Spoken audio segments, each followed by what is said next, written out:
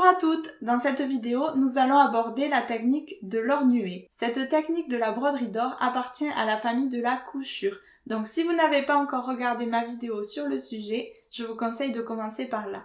Cette technique date du Moyen-Âge. L'objectif était de représenter des figures religieuses de manière très réaliste comme sur des peintures. Le doré servait à représenter le caractère divin des sujets brodés. L'or nué est considéré comme la technique la plus complexe de la broderie d'or parce qu'il faut gérer deux paramètres en même temps. Le premier, c'est la lumière. En espaçant plus ou moins les fils de maintien sur le fil couché, on va créer des zones d'ombre là où les fils sont très rapprochés et des zones de lumière là où le fil couché est visible puisque les points de maintien sont très espacés. Le deuxième paramètre, c'est la couleur puisqu'on utilise des fils de maintien de différentes couleurs et c'est ça qui fait se détacher le motif sur le fil doré. Très honnêtement, je ne connais pas très bien cette technique, en tout cas je l'ai peu expérimentée. La première fois c'était pendant ma première année de DMA, j'avais fait uniquement un petit carré de cette taille pour être initiée à cette technique. Et la deuxième fois c'était pendant ma deuxième année, donc en 2014, pour mon projet de diplôme, où j'avais brodé des écailles avec la technique de l'or nué. Et depuis, plus rien, je n'ai pas réutilisé cette technique une seule fois, donc ça va être un challenge pour moi de réaliser une broderie figurative avec cette technique. Je me suis dit que ça pourrait vous intéresser de faire cette aventure avec moi. Dans cette vidéo, je vous montrerai la technique de l'or nué. Nous verrons également les problèmes que j'ai rencontrés. Oui, il y a eu quelques couacs et je vous montrerai les solutions que j'ai trouvées pour y remédier.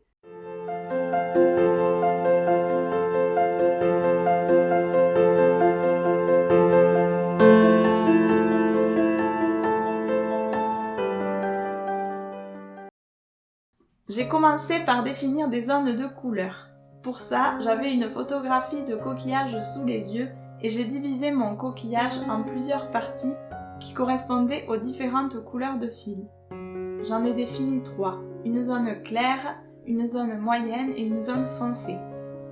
J'ai noté les initiales sur les zones pour ne pas m'embrouiller pendant que j'allais broder et ensuite j'ai hachuré certaines parties qui allaient correspondre aux ombres, c'est-à-dire les zones où mes fils de maintien devraient être très serrés les uns des autres. C'était un peu casse-tête, mais j'ai pensé qu'en faisant comme ça, j'allais pouvoir suivre au fur et à mesure et me souvenir de ce que j'avais en tête au moment où j'ai dessiné, puisque vous vous doutez que l'or nué c'est un peu long. J'ai commencé par la zone de gauche. Vu que mon coquillage est strié verticalement, j'ai décidé de positionner mon fil couché verticalement lui aussi et j'ai utilisé 3 couleurs de points. Un blanc pour les zones claires, un écru pour les zones de ton moyen et pour le foncé, une sorte de kaki clair que j'ai un peu de mal à décrire.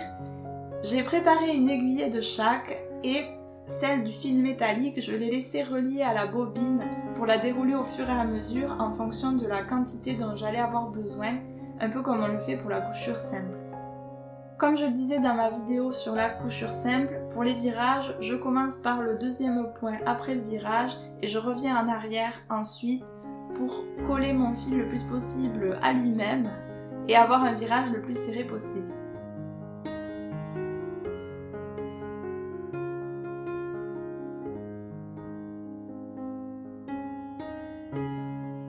En même temps sur l'envers, j'ai commencé à emprisonner mon fil métallique dans les points de maintien.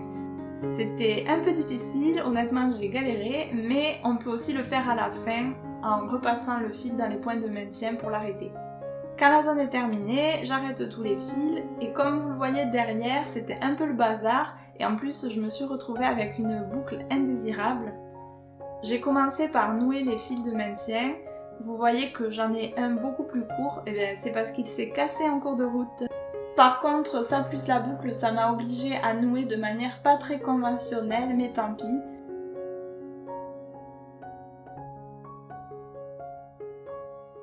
Pour le blanc par contre, j'ai pu nouer normalement. Ensuite, j'ai coupé le fil métallique. En ce qui concerne la boucle au fil métallique, elle n'a pas été gênante finalement puisque je l'ai emprisonnée au fur et à mesure de la broderie dans les fils de maintien qui se créent. Ensuite, j'ai coupé l'autre extrémité du fil métallique et je l'ai renfilé pour le coincer dans les points de maintien.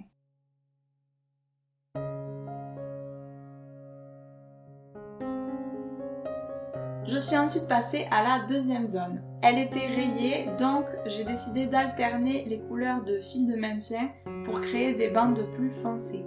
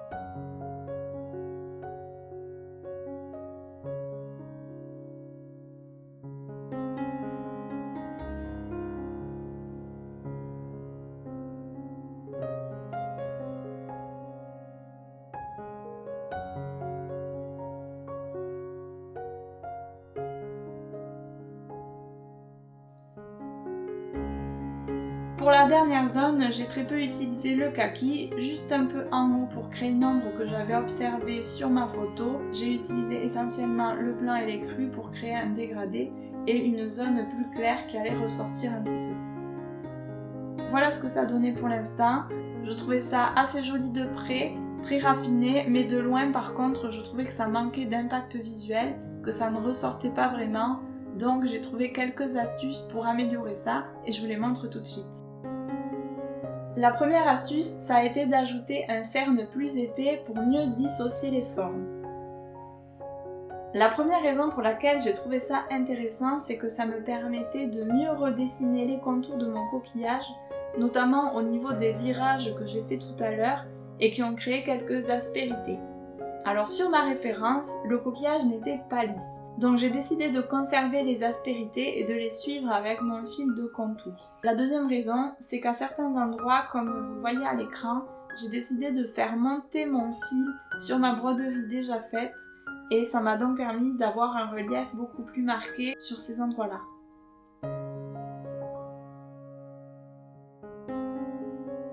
La deuxième astuce, ça a été d'ajouter des points de maintien avec une quatrième couleur parce que je pense que le fait d'en avoir utilisé que 3, dont 2 qui se ressemblent un peu, c'est ça qui a fait que le résultat était un petit peu triste. Alors normalement on n'est pas du tout censé faire ça parce qu'en passant l'aiguille sur une zone déjà brodée, on peut abîmer le fil pour couture, mais j'ai fait très attention et je n'ai pas eu le problème.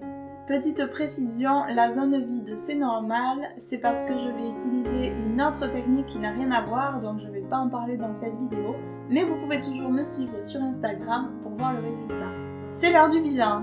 Alors déjà, le fil mouliné étoile, faut qu'on en parle parce qu'il n'a fait que se casser, c'était vraiment insupportable.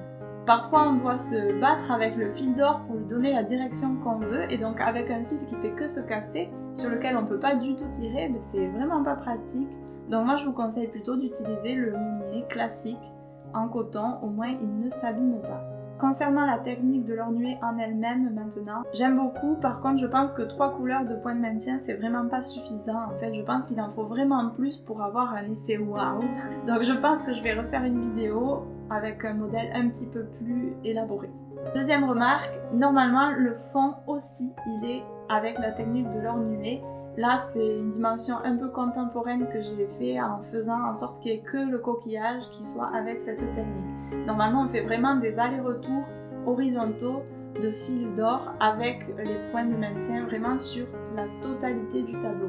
Donc je plains vraiment les brodeuses qui faisaient ça vu le temps que j'y ai passé déjà pour faire un petit coquillage. Concernant le modèle que je vais créer à l'ornuée, je pense le sortir pour l'hiver. Donc j'ai déjà une petite idée de ce que je vais faire, mais si vous en avez, n'hésitez pas à me les laisser en commentaire. Ça m'aidera à savoir un petit peu ce que vous aimez ou non. J'espère que cette vidéo vous a plu. À bientôt dans un prochain tuto. Bye!